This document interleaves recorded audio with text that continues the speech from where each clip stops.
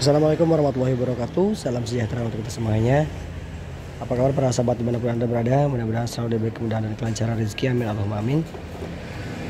Tentunya satu keluhan ya, ini dari NMAX ya, ada indikator diagnostik salesnya menyala. Kita coba periksa menggunakan YDT ya. Apa masalahnya? Kita buka dulu bagian aki.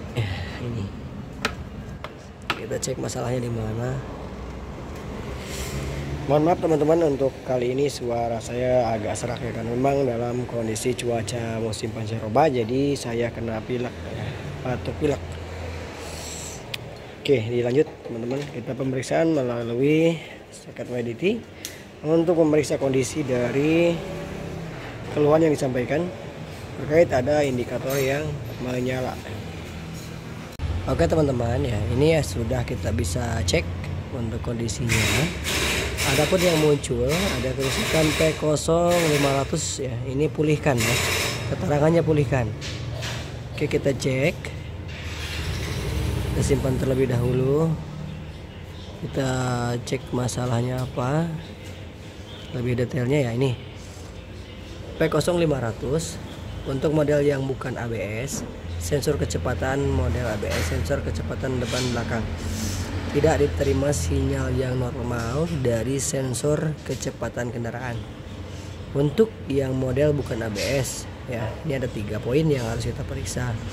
Sirkuit terbuka atau pendek pada harnas atau kabel di antara sensor kecepatan dan ECU, sensor kecepatan cacat dan malfungsi pada ECU ya, ataupun ini ada riwayat tekanan berlebih ataupun dari lossnya pembacaan sensor, biasanya ada kotor di bagian sensor kecepatan. Untuk yang model ABS ya, ini kebetulan motornya masih standar ya, NMAX standar, masih pakai kunci biasa ya. Jadi kita bahas yang atas aja, yang untuk yang bawahnya ya kita sekilas aja. Untuk model ABS, sirkuit terbuka, kabel kecepatan dan ECU, sirkuit terbuka pendek pada harness atau ABS ECU, sensor kecepatan roda belakang dan depan cacat, malfungsi pada ECU. Sekilas hampir sama ya, tapi ada beberapa poin yang berbeda ya. Nah ini kondisi seperti ini kita tinggal coba untuk aktualnya, otomatis kita harus periksa bagian dari sensor kecepatan. Nah ini kita harus bersihkan dan juga kita harus periksa ya. Biasanya sih ada sebatas kotor ataupun ada penempelan debu, karena ini sistemnya magnet. Jadi ada biji besi yang tertempel di bagian penampang dari sensor kecepatan roda depan ya. Oke, itu untuk masalah bagian aktualnya. Untuk di bagian software ini kita tinggal hapus saja teman-teman. Kita tinggal hapus karena ini bisa dipulihkan, tidak silang merah ya. Ini kita pulihkan dulu. Oke, ini kita sudah hapus untuk kerusakannya, dan juga kita bisa pastikan untuk di bagian dari OBD-nya sudah tidak menyala lagi ya, sudah bisa dipastikan ini sudah bisa dihapus atau sudah mati ya untuk bagian dari cek engine-nya. Kita langsung ke aktual saja, karena untuk pemeriksaan secara YDT sudah kita lakukan pada penghapusan kerusakan ya. Kita coba langsung ke aktualnya, pemeriksaan bagian dari sensor speednya atau sensor kecepatan roda depan ya, karena memang ini untuk motornya masih standar, jadi tidak ada sensor roda belakang atau ABS. Kita langsung pemeriksaan ke bagian aktualnya, ke bagian sensor kecepatan. Oke teman-teman, lanjut ke pemeriksaan secara aktual ya. Sediakan kunci 10 sok ya, atau kunci 10 apapun itu untuk melepas bagian baut pengikat dari sensor kecepatan roda depan ya. Nah ini kita buka, kita periksa. Nah ini teman-teman, nah ini ada kotor sekali ya, ini kotor. Ini biji besi yang tertempel di bagian permukaan sensor, karena sensor ini materialnya adalah magnet ya, magnet.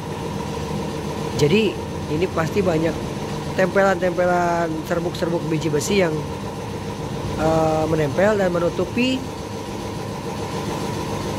bagian permukaan sensor kecepatan.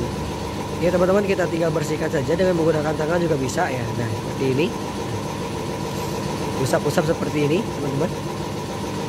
sangat mudah ya.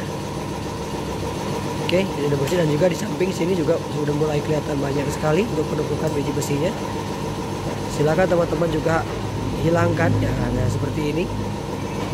Oke, kita coba dibantukan dengan teknisi kita untuk menghilangkan dari biji besi yang menempel di bagian permukaan sensor kecepatan. Jadi terhalang, intinya terhalang ya, untuk bagian pembacaan ke bagian rotor ini terhalang.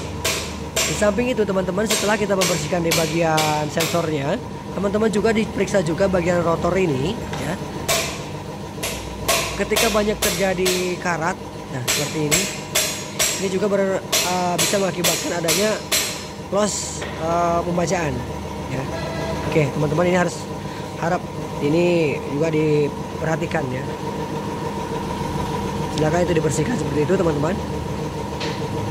Ini cara penanganannya teman-teman jika P0500 muncul di motor Anda. Oke, ini udah bersih ya, udah beres. Kita tinggal semprot menggunakan udara bertekanan.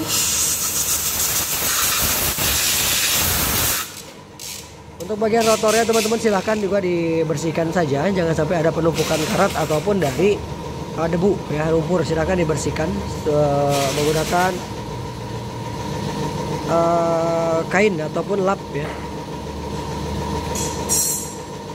Oke, kita tinggal pasang.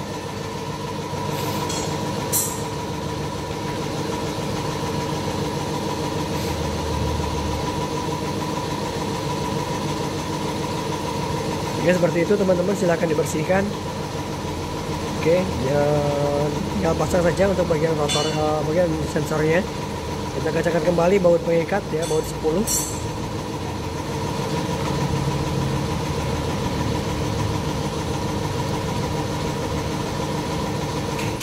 Oke, udah kencangkan. Nanti kita pastikan dulu untuk sensor kecepatannya terbaca dan tidaknya, dengan cara nanti kita motor dilakukan standar tengah seperti ini, dan kita putar roda depannya apakah memang ada respon untuk membaca ke bagian speedometernya untuk kecepatan jarak tempuh atau istilahnya kecepatan rodanya. Oke, itu bisa pastikan bahwa semuanya sudah clear, semuanya sudah bisa terbaca. Oke teman-teman, kita periksa dulu untuk sensor kecepatannya berjalan atau tidak ya. Kita putar dan kita angkat. Iya, oke. Oke, nah ini benar-benar sudah bisa membaca ya. Oke, kita memastikan saja bahwa memang semuanya sudah terbaca ya. Oke, kita akhiri untuk perjumpaan kita di video kali ini terkait adanya cek engine yang menyala pada kerusakan P0500. Ini dipastikan dari sensor kecepatan roda depan yang bermasalah atau kotor dari permukaan sensornya ya. Oke, jadi teman-teman, jika ada kendala seperti itu segera merapat ke bengkel resmi untuk melakukan pemeriksaan. Jadi tidak ditunggu lama-lama. Jadi intinya untuk menghindari hal-hal yang tidak diinginkan untuk di kemudian hari, jadi secepatnya langsung melakukan pemeriksaan ke bengkel resmi. Dan tentunya setelah ada pemeriksaan secara YDT muncul kerusakan apa, diinformasikan harus pemeriksaan apa, langsung ke aktual memeriksa part atau kondisi onderdil yang diperbaiki atau diganti. Itu saja, semoga bermanfaat. Akhir kata, wassalamualaikum warahmatullahi wabarakatuh. Sampai jumpa lagi di lain kesempatan.